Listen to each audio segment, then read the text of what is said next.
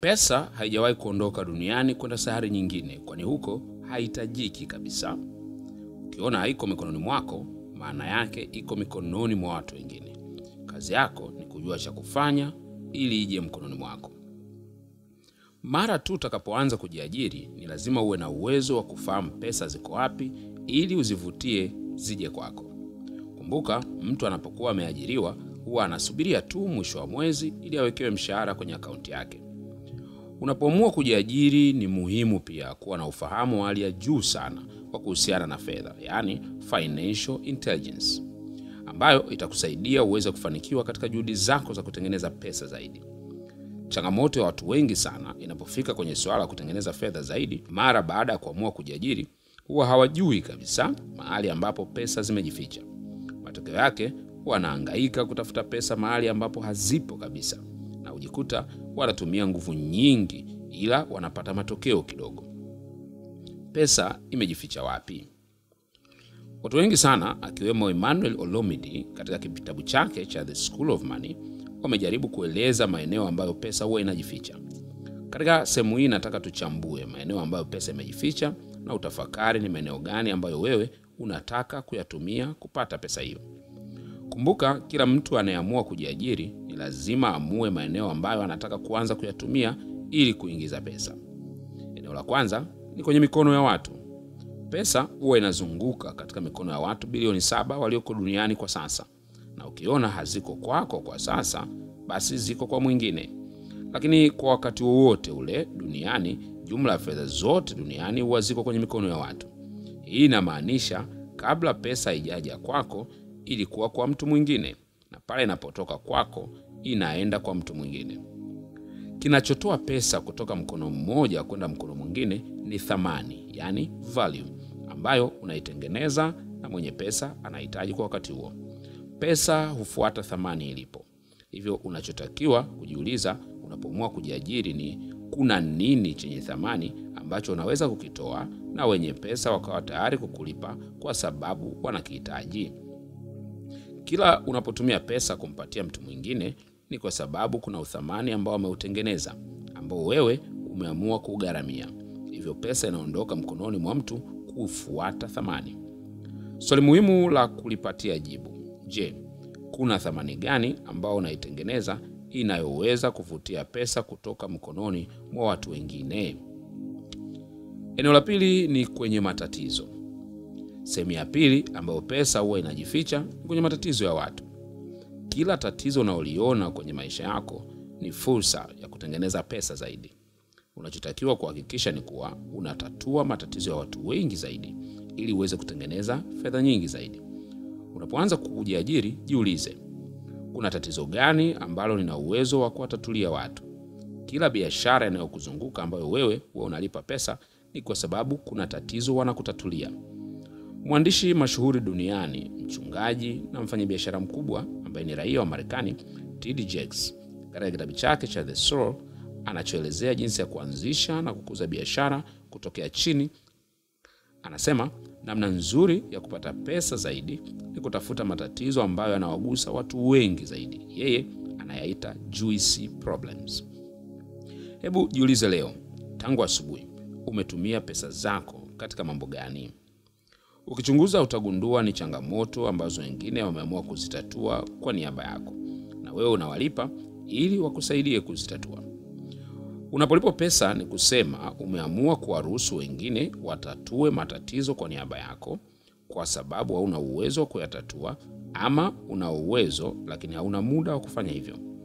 Unachotakiwa kujua ni kuwa ili kutengeneza pesa ya uhakika unapoamua kujiajiri, hauwezi kutatua kila tatizo lililoko mbele yako, bali tafuta tatizo fulani mahususi ama matatizo machache na uyatengenezee mkakati wa kuanza kuyatatua kwa ufanisi mkubwa. Jiulize, muuza chakula anatatua tatizo gani? Muuza nguo je? Mwenye daladala au bodaboda anatatua tatizo gani? Zoezi ambao unaweza ukalifanya ni kujiuliza, je, kupitia kitu ambacho unataka kukitumia kujiajiri, utakuwa wewe unatatua tatizo gani? Eneo la tatu ni kwenye bidhaa. Unapoamua kuanza kujiajiri, unaweza pia kutengeneza pesa kupitia bidhaa ambazo zinatolewa kwa ajili ya kutatua changamoto mbalimbali. Hii ni sehemu ambayo pesa nyingi sana hupita kwenye maisha yetu ya kila siku. Katika eneo hili unaamua kuwa mtu ambaye unanunua vitu toka kwa watu wengine na wewe unauza. Inaweza kuwa ni kuanzisha duka, kuuza mtandaoni, kuwa wakala, kuwa msambazaji na kadhalika. Lakini kitu kikubwa hapa ni kuwa unatengeneza fedha kwa kuweka bei juu kidogo ya ile ambayo umenunulia. Faida kubwa ni kwamba hautahitaji kujenga jina, yani brand, kwa bidhaa unazoziuza, kwani wanaotengeneza wanakuwa tayari wameshalitangaza jina lao, na hata hivyo kuitangaza bidhaa inakuwa ni kazi kubwa ya wazalishaji.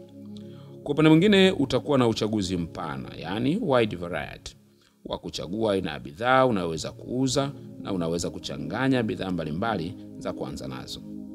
Kingine ni kuwa unaweza kuanzia chini kwa mtaji mdogo na utakuwa kufika kiwango kikubwa zaidi. Changamoto unaokutana nayo hapa ni kwamba unahitaji sana kuwa na ujuzi wa masoko, kwa maana ya uhitaji wa bidhaa unazoziuza, kwani kusipokuwa na uhitaji wa kutosha unaweza kupata changamoto ya kukaa na bidhaa kwa muda mrefu bila kupata soko. Unahitaji kuwa na uwezo wa kujenga mahusiano ya haraka ili kupata wateja. Mara nyingi biashara ya kuuza na kununua zinahitaji watu wenye personality ya kuhusiana na watu kwa haraka zaidi na wanaoweza kuongea vizuri. Kama wewe sio mtu wa namna hii, inawezekana ikakuhitaji kujenga uwezo huu ama kutafuta mtu mwenye sifa hizi ili aweze kukusaidia. Ni vizuri kufanya biashara ambayo inaangukia katika eneo unalolipenda sana, yani passion yako, au angalau una ujuzi nalo hata kidogo. Tafakari, kuna bidhaa yoyote unaweza kuizalisha au kuiuza ambayo watu wengine wapo tayari kukulipa ili waitumie? Eneo la 4 ambapo pesa imejificha unaweza ukapata kwa haraka unapoanza kujiajiri ni kwenye mawazo, yani ideas. Tafiti mbalimbali zimegundua kuwa kwa kila mwaka kila mtu anapata mawazo mengi sana. Lakini katika hayo kuna mawazo angalau 4 ambayo akiamua kuyafanyia kazi kwa bidii yanaweza kubadilisha kabisa maisha yake ya sasa. Labda jiulize, hivi umeshawahi kupata wazo la kufanya kitu fulani na ukawa na uhakika kabisa kwa wazo hilo lina uwezo wa kukuingizia pesa? Badala ya kuchukua hatua kufanya kitu kuhusiana na wazo lako, ukaamua kugairisha na ukulifanyia kazi, na matokeo yake baada ya muda ukaona mtu mwingine alifanyia kazi na limuingizia pesa. Kumbuka, hakuna mwenye hati miliki ya wazo hadi pale mtu huyo atakapoliweka wazo lake kwenye vitendo. Unapoamua kujiajiri, unaweza kutumia mawazo yako kama sehemu ya kutengeneza pesa. Hata hivyo, ili wazo lako likamilike, lazima lipitie hatua 4 muhimu. Hatua ya kwanza ni conception stage, yani kupata wazo. Hii ni hatua ambayo unapata wazo na wewe unaamini kuwa litakufanikisha na hakuna namna unaweza kufeli kabisa. Hatua hii unakuwa na hamasa kubwa ya kulifanikisha wazo lako na unapenda kuliongelea kila wakati. Kila unayekutana naye utatamani kumwambia na uko tayari kufanya chochote kile ili ufanikishe wazo lako. Hatua ya pili ni rejection stage, yani kukataliwa. Hatua hii wazo lako linaanza kupata changamoto kwa watu kulikataa, kukukosoa au kukuonyesha kuwa sio wazo lenye nguvu ama kuwa ni wazo la kawaida sana. Hapa watu wengi hukata tamaa na kuacha kuendelea. Hatua 3 ni implementation stage, yani kutekeleza. Hatua hii ni pale unapoanza kuchukua hatua ya kwanza katika kutekeleza wazo. Hapa ni pale unapoanza kukutana na uhalisia wa kile unachokifanya. Mara nyingi kabla hatua hii mambo huonekana ni marahisi sana, lakini utakapoanza ndio unaanza kuona ugumu ambao mwanzoni haukuona kabisa. Hatua hii mara nyingi utabakia peke yako na utatakiwa kuthibitisha kuwa wazo na ulifukuzia ni halisi na unaweza kulisimamia hata ukibakia peke yako. Hatua ya 4 ni celebration stage, yani hatua ya mafanikio. Hatua hii ni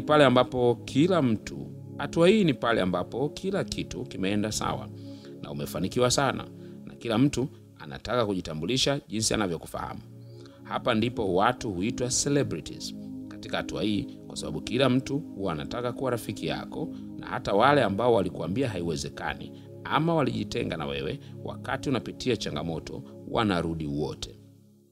Tafakari muhimu katika sura hii. Tafakari ya kwanza, je, Katika maeneo ambayo pesa imejificha, ni maeneo gani ambayo unataka kuanza nayo unapoanza kujiajiri?